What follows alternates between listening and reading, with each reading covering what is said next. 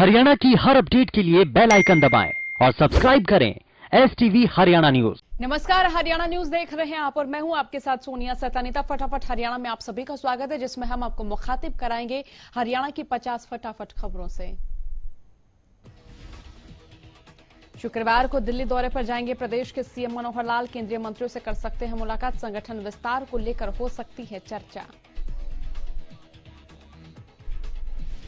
Deputy CM Dushyant Chautala आज करेंगे हिसार का दौरा। शाम 4 बजे हिसार पहुंचेंगे दुष्यंत चौटाला। विभिन्न कार्यक्रमों में करेंगे शिरकत।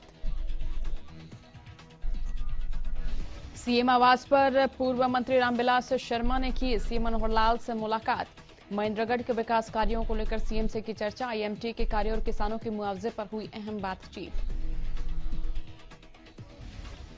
बीजेपी के राष्ट्रीय महासचिव डॉक्टर अनिल जैन ने बुधवार को फरीदाबाद का दौरा किया। इस दौरान उन्होंने ग्रेटर फरीदाबाद में माता अमृतानंदमयी मठ द्वारा बनाए जा रहे अस्पताल का औचक निरीक्षण किया। इस दौरान उनके साथ विधायक सीमा त्रिखा समेत बीजेपी के कई दूसरे नेता भी मौजूद रहे। अनिल जैन ने कहा इस अस्पताल से फरीदाबाद वासियों को अत्यधिक लाभ होगा। वहीं कुमारी शैलजा के बयान पर पलटवार करते हुए डॉक्टर अनिल जैन ने कहा कि कांग्रेस की पूरी जिंदगी घोटालों में ही गुजर गई है। किसान बिल को लेकर विपक्ष लगातार सरकार पर हमलावर है। इस सिलसिले में बुधवार को किसान दिल्ली में सरकार के खिलाफ लामबंद हो रहे थे, जिसके तहत पानीपत में कांग्रेस प्रदर्शनकारियों को रोका गया और उनके ऊपर वाटर कैनन का इस्तेमाल किया गया। उधर अंबाला में भी प्रदर्शनकारियों को दिल्ली कूच करने से पहले रोका गया। यहां भी प्रशासन ने प्रदर्शनकारियों पर वाटर कैनन का इस्तेमाल किया। केंद्रीय राज्य मंत्री राव इंद्रजीत सिंह ने किसान बिल को लेकर चल रहे आंदोलन पर बोलते हुए कहा कि किसानों को गलतफहमी का शिकार होने की आवश्यकता नहीं है। MSP को किसी भी कीमत पर खत्म नहीं किया जाएगा। सरकार कोशिश कर रही है उसे दुरुस्त किया जाए। इस मामले में प्रधानमंत्री का बयान भी आ गया है और सरकार लगातार किसानों को समझाने की कोशिश कर रही है।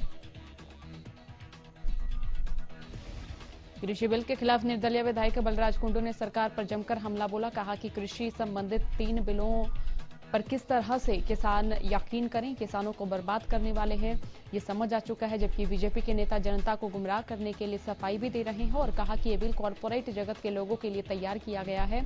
किसानों का इनसे कुछ भी भला होने वाला नहीं है।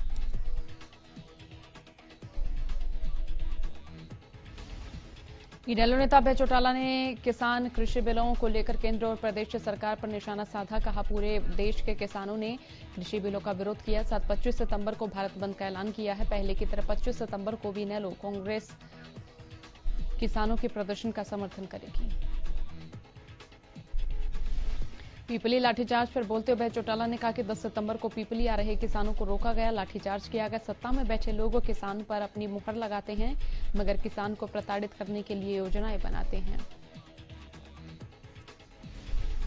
लाठीचार्ज के बाद गृह मंत्री और सीएम के बयान में खोट नजर आता है। डिप्टी सीएम को पद से इस्तीफा दे देना चाहिए। अगर यमुना नगर और अंबाला में किसान ज्ञापन सौंप रहे हैं तो उनकी भी मांग सुननी चाहिए। और इसी दौरान ये भी कहा कि मामले में जांच नहीं होती तो डिप्टी सीएम को इस्तीफा देना चाहिए। और कहा कि इनेलो गुरुवार से यमुनानगर और अंबाला में ज्ञापन सौंपेगी। हिसार में नगर निगम विभाग और पार्षदों के बीच विवाद शुरू हो गया। निगम में हाउस टैक्स ब्रांच के कर्मचारियों ने ब्रांच में आम लोगों के साथ पार्षदों की एंट्री बैन कर दी है। अधिकारी के फरमान से नाराज पार्षदों ने हिसार के मेयर के साथ मिलकर नगर निगम में बैठक की। बैठक में हिसार के मेयर गौतम सरदाना ने कहा कि पार्षद अपनी मर्जी से नगर निगम के किसी भी विभाग जा सकते हैं, क्योंकि पार्षद जनता के चुने हुए प्रतिनिधि होते हैं, इसलिए पार्षदों के साथ कोई रोक टोक नहीं होनी चाहिए। पार्षदों ने नगर निगम को फरमान 1 दिन में वापस लेने को कहा है।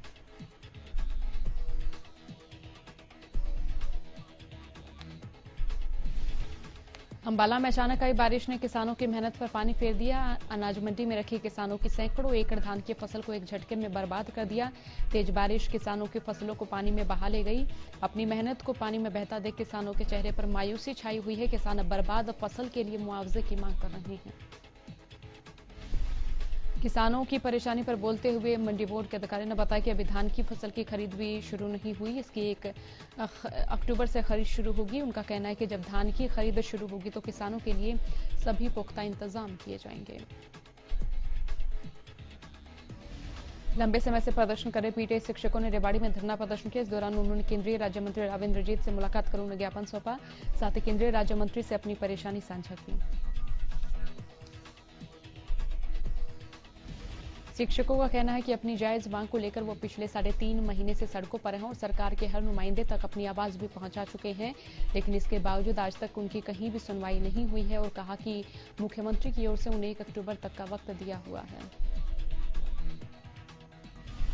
हरियाणा में लगातार बढ़ रहे कोरोना के मामलों में पिछले 24 घंटे में 1986 मामलों की पुष्टि हुई। प्रदेश में कुल मरीजों की संख्या 1,16,856 हुई है।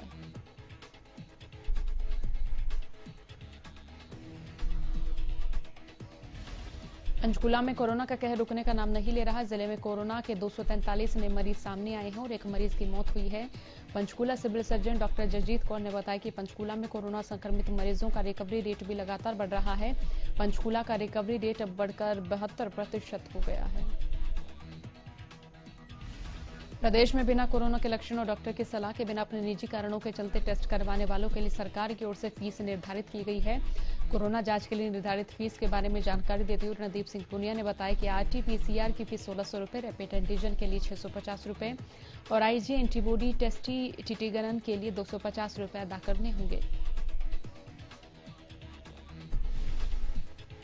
कोरोना के बढ़ते मामलों को देखते हुए उपायुक्त ने जनता से अपील की कि उपायुक्त रमेश चंद्र बैठान ने जनता से अपील करते हुए कहा कि सैंपल देने के बाद कोरोना रिपोर्ट आने तक व्यक्ति घर में क्वारंटीन रहे ताकि परिवार या बाहर किसी दूसरे व्यक्ति में संक्रमण न फैले। साथ ही बताया कि प्रशासन और स्वास्थ्य विभाग की ओर से कॉन्टैक्ट ट्रेसिंग भी की जा रही है ताकि कोरोना पॉजिटिव लोगों की सैंपलिंग ज्यादा से ज्यादा हो सके, लेकिन लोगों की लापरवाही के चलते संक्रमण का फैलाव हो रहा है और वहीं मृत्यु दर भी बढ़ रही है।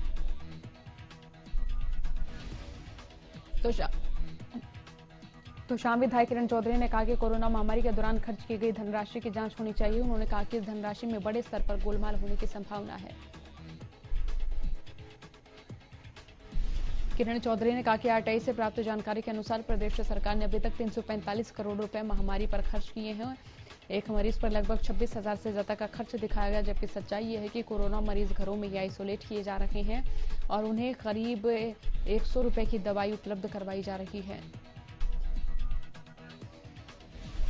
ऐसे में देखा जाए तो केवल एक मरीज पर 4 से 5,000 का खर्च आता है। 26,000 का खर्चा तो किसी भी मरीज पर होता नहीं है। सरकार को तुरंत इस पर संज्ञान लेना चाहिए और इस तरह कोई गोलमाल किया जा रहा है तो उसकी तुरंत जांच करवानी चाहिए।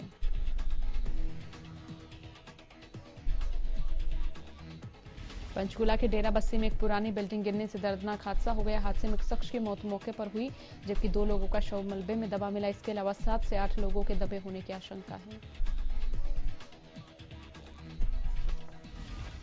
घटना की जानकारी मिलते ही प्रशासन और दमकल विभाग की गाड़ियां मौके पर पहुंची और मलबे में दबे लोगों को बाहर निकालने की कोशिश जारी है। डेरा बस्सी के एसडीएम कुलदीप बाबा ने मौके पर पहुंचकर हादसे का जायजा लिया।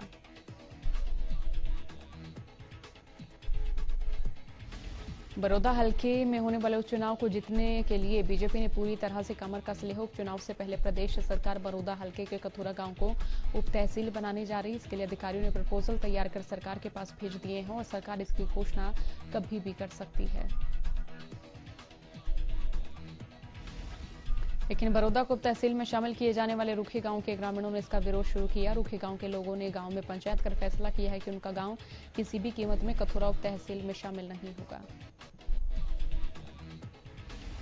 रूखी गांव के ग्रामीणों का कहना है कि सभी को तहसील में काम के लिए गोहाना आना पड़ता है और उनके लिए यहां आना आसान है, लेकिन अगर कथुरा उप तहसील में जोड़ा गया तो लोगों को यहां आने जाने में परेशानी होगी। ग्रामीणों ने इसको लेकर सीएम के नाम गोहाना के एसडीएम को एक ज्ञापन भी सौंपा।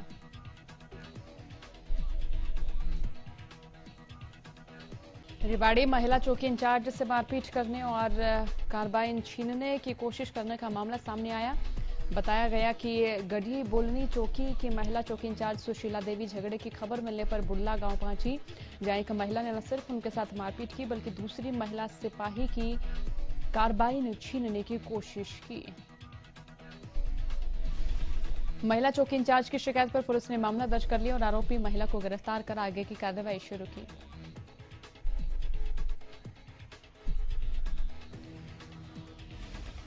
बहादुरगढ़ में लोगों ने गलियों में तारकोल और बजरी की परत बिछाने के नाम पर बड़े घोटाले का अंदेशा जताया। लोगों का कहना है कि पक्की और दुरुस्त हालत में गलियों में तारकोल और बजरी की परत बिछाई जा रही है, जबकि उन गलियों को लेकर पहले वाले ठेकेदार की लाइबिलिटी भी अभी बाकी है।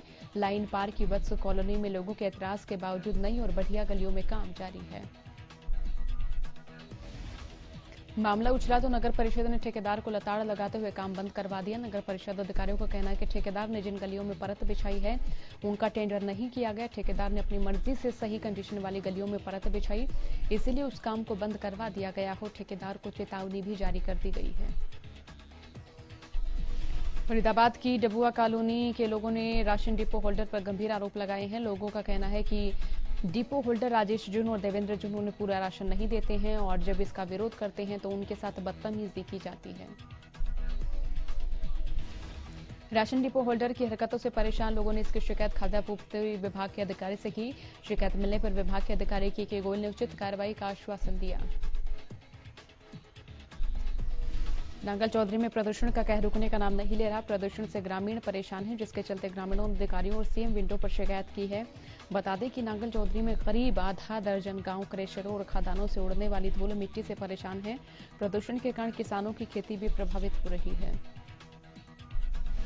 और एक सप्ताह पहले फसल कटाई कर रहे किसानों ने फसल खराब होने के चलते सड़क जाम कर पत्थर खदानों के खिलाफ कार्रवाई के साथ साथ खराब हुई फसल के मुआवजे की मांग की, जिस पर कार्रवाई करते हुए प्रदूषण विभाग ने बड़ी कार्रवाई की और विभाग ने 2 क्रेशर को सीज किया। गुरुग्राम और फरीदाबाद के ग्रामीणों ने गांव को नगर निगम में शामिल किए जाने के खिलाफ जोरदार विरोध किया। फरीदाबाद में 26 गांवों को नगर निगम में शामिल करने का ग्रामीण विरोध कर रहे हैं। विरोध भी ऐसा कि ग्रामीणों ने चेतावनी देते हुए कहा कि अगर गांव को नगर निगम में शामिल किया जाता है तो वो किसी भी हद तक जाने के लिए तैयार हैं। इसी सिलसिले में फरीदाबाद के गांव बड़ोली में 26 गांव की महापंचायत हुई, जिसमें युवाओं ने अपने खून से प्रधानमंत्री नरेंद्र मोदी और हरियाणा के मुख्यमंत्री मनोहर लाल को पत्र लिखकर मांग की कि उनके गांव को नगर निगम में शामिल न किया जाए।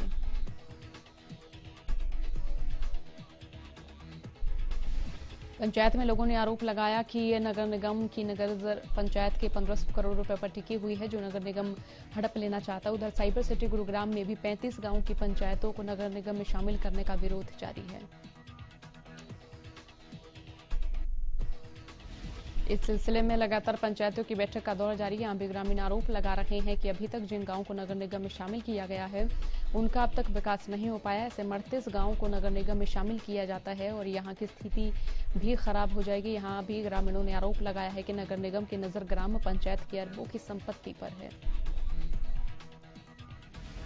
पानीपत के बलजीत नगर नाका चौकी में तैनात एसपीओ सतीश कुमार की फायरिंग करते हुए वीडियो सामने आई, जिसमें एसपीओ एक महिला को बंदूक में गोली भरकर उससे हवाई फायर कराते दिख रहे हैं। साथ ही वीडियो में बच्ची भी नजर आ रही जो एसपीओ के साथ खड़ी है। फायरिंग के समय बड़ा हादसा भी हो सकता है, क्योंकि जिस महिला के हाथ में एसपीओ ने बंदूक दी वो महिला डरी हुई थी। हालांकि वीडियो में महिला और बच्ची कौन है इसकी शिनाख्त नहीं हो पाई है।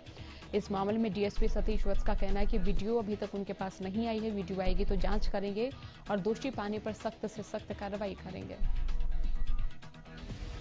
बेरी थाना के सूचकवास चौकी में ग्रामीणों ने जमकर हंगामा किया। गांव के सरपंच महेंद्र को जान से मारने की धमकी मामले में पुलिस ने कार्रवाई में देरी करने से नाराज लोगों ने न सिर्फ हंगामा किया बल्कि चौकी में धरने पर बैठ गए और आरोपी की गिरफ्तारी की मांग की।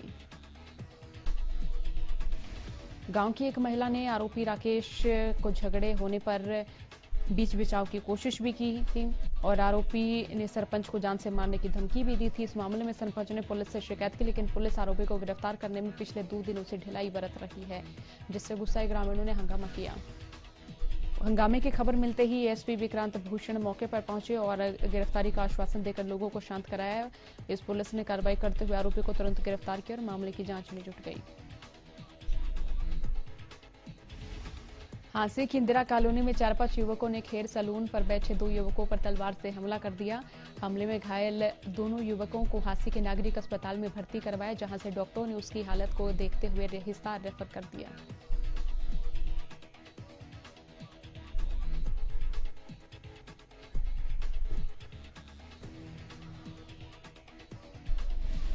हमले के पीछे की वजह आपसे रंजिश बताई जा रही है। घायल युवक का कहना है कि वो अपने दोस्त की सैलून पर बैठा हुआ था। कुछ युवक आए और अचानक हमला कर दिया। बताया जा रहा है कि दोनों गुटों के बीच पहले से ही विवाद चल रहा है। घटना की सूचना मिलने के बाद पुलिस ने घायलों का बयान लेते हुए आगे की कार्रवाई शुरू कर दी है। रोहतक पीजीआई के नर्सिंग विभाग के प्रोफेसर ने जहर खाकर आत्महत्या कर ली।